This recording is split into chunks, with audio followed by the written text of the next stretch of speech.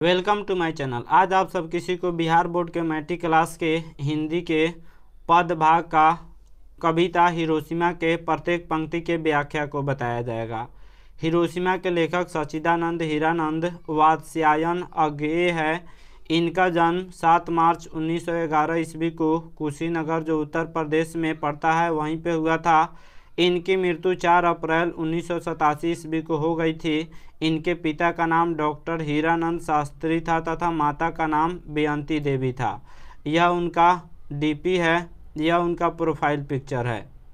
आगे की प्रारंभिक शिक्षा लखनऊ में घर पर हुई। उन्होंने मैट्रिक 1925 ईस्वी में पंजाब विश्वविद्यालय से, इंटर 1927 ईस्वी में मद्रास क्रिश्चियन कॉलेज से, बीएससी 1929 ईस्वी में फॉरमन कॉलेज लाहौर से और एमए अंग्रेजी लाहौर से इन्होंने किया हुआ था।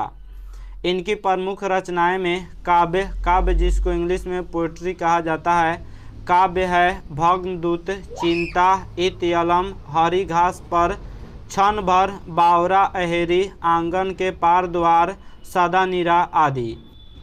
इनकी कहानी संग्रह है बिपथगा, जयदोल, ए तेरे प्रतिरूप, छोड़ा हुआ रास्ता, लौटती पगडंडिया आदि। इनके उपन्यास हैं शेखर, एक जीवनी, नदी के द्वीप, अपने अजनबी। इनकी यात्रा साहित्य है अरे यायावर रहेगा याद, एक बूंद सहसा उछली। यह सब सच्चिदानंद हीरानंद वात्स्यायन अज्ञेय की प्रमुख रचनाएं हैं। कविता परिचय को जान लेते हैं। प्रस्तुत कविता में आधुनिक सभ्यता की मानवीय विभीषिका का चित्रण किया गया है।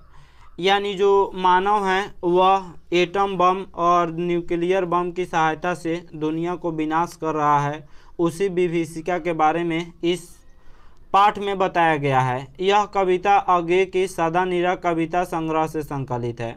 सदा नीरा जो है एक अज्ञेय जी की कविताओं का संग्रह का एक पुस्तक है। इसी से हिरोशिमा कविता को लिया गया है। देखिए परमाणु बम का कुछ मैं फ़ोटो लिया हुआ है। देखिए परमाणु बम कैसे विस्फोट हो रहा है। यहाँ पे कुछ फ़ोटो दिया गया है। इस फ़ोटो को देखकर आप समझ सकते हैं परमाणु बम कितना विशाल होता है। और इसी की विभीषिका के बारे में बताया गया है जब द्वितीय विश्व युद्ध के दौरान अमेरिका ने जापान पर बम गिराया हुआ था। शुरू करते हैं कविता को। एक दिन सहसा सूरज निकला, अरे क्षितिज पर नहीं नगर के चौक, धूप बरसी पर अंतरिक्ष से नहीं फटी मिट्टी से। लेखक कहते हैं, कवि कहते हैं कि एक दिन सवेरे प्रकाश दिखाई पड़ा। यह प्रकाश क्षितिज से निकलते सूरज का नहीं बल्कि शहर के मध्य में अमेरिका द्वारा गिराए गए बम का था। लेखक कहते हैं जो सूरज निकलता है वह क्षितिज से निकलता है, लेकिन यह सूरज जो था वह बम के रूप में गिराया गया। अमेरिका द्वारा जापान पर गिराया गया बम था जिसको लेखक ने सूरज कहा हुआ है। लोग गर्मी से जलने लगे। उस बम में इतना ना अधिक गर्मी था जिसके चलते लोग उसके गर्मी से जलने लगे, लोग मोम की तरह पिघलने लगे। द्वितीय विश्व युद्ध के दौरान अमेरिका ने जापान पर 2 बम गिराए थे। पहला बम 6 अगस्त 1945 ईस्वी को और दूसरा बम 9 अगस्त 1945 ईस्वी को।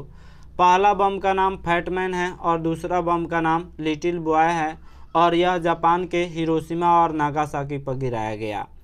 इसमें लाखों लोग मारे गए। उसके बाद जापान ने द्वितीय विश्व युद्ध में सरेंडर कर दिया अपने आप को। आज भी हिरोशिमा और नागासाकी पर उस बम की निशानी है। वहाँ पे कोई फसल नहीं होता है, वहाँ पे कोई भी पेड़ पौधे वृक्ष भी नहीं होते हैं। वह बिल्कुल बंजर बना दिया है उस बम ने। उसी के बारे में लेखक कहते हैं, अमेरिका के द्वारा जब बम गिराया गया तो लोग गर्मी से जलने लगे, मोम की तरह पिघलने लगे। यह धूप की गर्मी नहीं थी, यह गर्मी बम विस्फोट से उत्सर्जित किरणों की थी। गर्मी फटी धरती की थी। उस समय जब बम गिराया गया तो लोग उसकी गर्मी से पिघलने लगे और लोग जलने लगे। लेकिन यह गर्मी जो था वह धूप का नहीं था बल्कि मानव द्वारा बनाया गया विनाशकारी बम का गर्मी था और इससे लोग जो है मरने लगे। धरती फट गई। इतना शक्तिशाली बम था कि उस बम से धरती भी फटने लगा। आगे लेखक कहते हैं, छायाएं मानव जन की दिशाहीन, सब ओर पड़ी वह सूरज नहीं उगा था पूरब में, वह वर्षा सहसा बीचों बीच नगर के, काल सूर्य के रथ के पहियों के ज्यों अरे टूटकर बिखर गए हो दसों दिशा में। सूरज निकलता है तो लोगों की परछाई बनती है, लोगों की छाया बनती है, लेकिन यह मानव के द्वारा बनाया गया सूरज यानी एटम बम जब गिराया गया तो उस समय लोगों की छायाएं दिशाहीन हो गई। सब ओर पड़ी वह सूरज नहीं उगता पूरब में, वह वर्षा सहसा। लेखक कहते हैं कि यह सूरज सब ओर पड़ा और यह पूरब से नहीं निकला था, बल्कि यह सूरज नगर के बीचों बीच से निकला था, यानी अमेरिका नगर के बीच ही इस एटम बम को गिरा दिया हिरोशिमा शहर पर। काल सूर्य के रथ के पहियों के ज्यों अरे टूटकर। अरे का मतलब क्या होता है? तो जब कोई पहिया होता है उस पहिया के बीच में जो घिरनी होता है उसी घिरनी को अरे कहा जाता है। तो लेखक कहते हैं कि वह अरे जो है टूटकर सब पहिया बिखरने लगा और सभी 10 दिशाओं में बिखर गया। यानी लेखक के कहने का मतलब है कि 10 दिशा में दिशाएं 10 होती है, ऊपर नीचे उत्तर दक्षिण पूर्व पश्चिम, और जो 4 गो कोना होता है वह भी दिशा लिया जाता है। तो लेखक के कहने का भाव है कि 10 दिशाओं में लाशें ही लाशें बिछ गई, लोग मरने लगे। इसका हिंदी लिखा गया है, कवि कहता है कि मनुष्य की छायाएं दिशाहीन हो गई, प्रकाश छींटने लगा, लेकिन यह प्रकाश सूर्य का नहीं बल्कि मानव के निरीशंसता का था। निरीशंसता का अर्थ निर्दय की अवस्था होता है, जिसमें मानवता झुलस रही थी। जब अमेरिका ने बम गिराया गया तो उस समय मानवता झुलस रही थी। कवि कहता है कि यह नगर के मध्य में मृत्यु रूपी सूर्य के टूटे हुए अरे का प्रकाश था। अरे मतलब पहिया का जो बीच वाला हिस्सा होता है उसी को अरे कहा जाता है। अतः बम फटते ही विध्वंसक पदार्थ मौत बनकर 10 दिशाओं में नाचने लगे और सब किसी को लील रहे थे। जो भी उनके अंदर आ रहा था सब किसी को वह विध्वंसक पदार्थ यानी परमाणु बम सब लोगों को लीलने लगा। आगे लेखक कहते हैं, कुछ क्षण का वह उदय अस्त, केवल एक प्रज्वलित क्षण की दृश्य सुख लेने वाली दोपहरी, फिर छायाएं मानव जन की नहीं मिटी लंबी हो होकर मानव ही सब भाप हो गए। छायाएं तो अभी लिखी है झुलसे हुए पत्थरों पर, उजड़ी हुई सड़कों की गज पर। लेखक कहते हैं कुछ क्षण में ही वह बम गिराया गया और कुछ क्षण में ही लाखों लोगों को मार दिया गया। तो लेखक कहते हैं कुछ क्षण, थोड़ी देर के लिए यह उदय अस्त था और इससे लाखों लोगों का जो दृश्य था उस दृश्य को सूख लिया जो दोपहर में गिराया गया था। छायाएं मानव जन की, लेखक कहते हैं कि मानव की जो छायाएं बनी थी वह नहीं मिटी लंबी हो होकर, यानी मानव जो है वह सभी मरते गए। जो उस बम के अंदर आया वह भाप बनकर मरने लगा, मानव ही सब भाप हो गए। सब मानव जो है भाप हो गए, सब जो है पिघल गए मोम की तरह। छायाएं तो अभी लिखी है, लेखक कहते हैं, लेकिन वह छायाएं आज भी लिखी हुई है। झुलसे हुए पत्थरों पर वह छायाएं आज भी बनी हुई है। वहाँ के पत्थर झुलसे हुए हैं, जो इस बात का प्रमाण है कि अमेरिका ने जापान पर बम गिराया था। उजड़ी हुई सड़कों की गज पर वहाँ की सड़कें आज भी उजड़ी हुई है। यह निशानी है एक तरह से परमाणु बम का, यह मानवता के विनाश का निशानी है। इसका हिंदी मैंने लिख दिया हुआ है। कवि कहता है कि बम गिरने के बाद कुछ क्षण में ही विनाश लीला का दृश्य मंद पड़ने लगा। बम गिराने के कुछ ही क्षण में सभी मानव को बम लील गया। दोपहर तक सारी लीला खत्म हो गई तथा मानव शरीर भाप बनकर वातावरण में मिल गया। परंतु यह दुर्घटना आज भी झुलसे हुए पत्थरों और उजड़ी हुई सड़कों के रूप में निशानी है।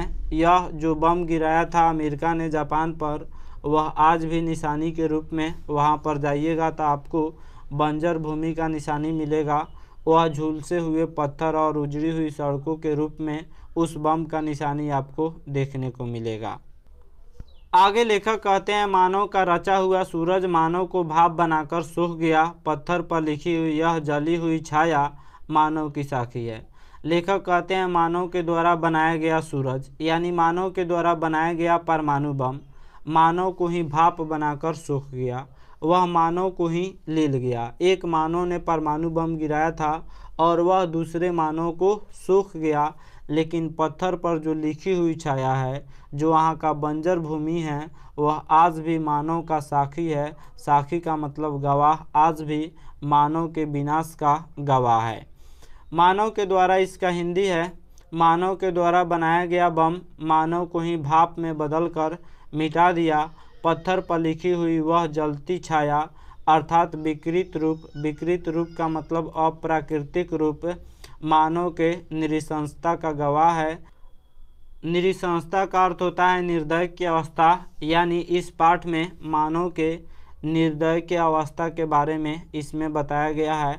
मानव को थोड़ा भी दया नहीं आया और एक मानव ने दूसरे मानव को अपने हुए बनाए हुए हथियार से मार दिया। देखिए परमाणु बम का सीन है, कैसे परमाणु बम गिराया जाता है तो कितना जो है आग निकलता है, उसी का यह सीन है। आशा करता हूँ यह वीडियो आप सब किसी को अच्छा लगा होगा। Thank you watching my video.